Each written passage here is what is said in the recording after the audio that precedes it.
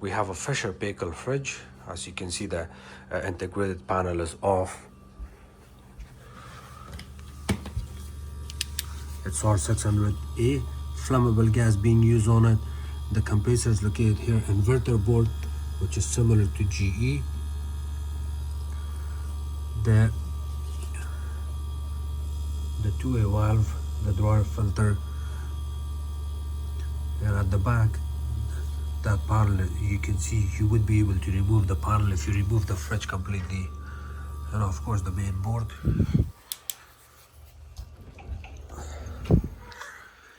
We got one evaporator here, another evaporator here, of course the model and serial number.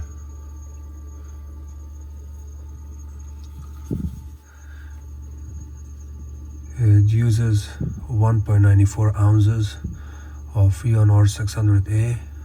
I wouldn't call it Freon, it's R600A gas. And in order to do the evaporators on this unit, we have to remove the unit completely from its place. We cannot use air slit on this unit because of the anti-tip bracket that has these brackets on the top. We have to remove the unit at least 7 inches from its place, and then we can use air slit if you want. Otherwise you would be able to use a plastic sheet glides at the bottom, and then you can remove the fridge.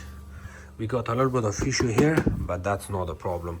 If we remove the unit about 7 inches off from the wall, we would be able to use the air slit and move the fridge here or that way.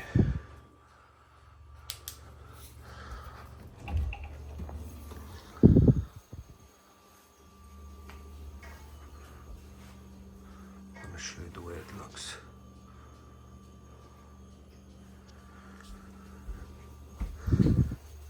Even if you wanted to use the torch on it, you can.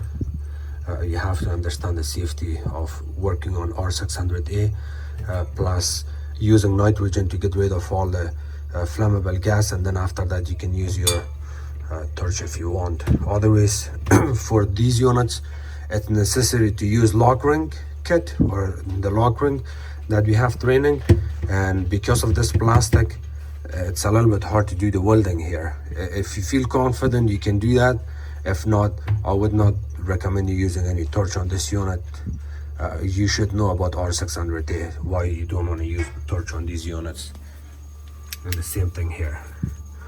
Your capillary tube goes here in the evaporator, and of course the other side here.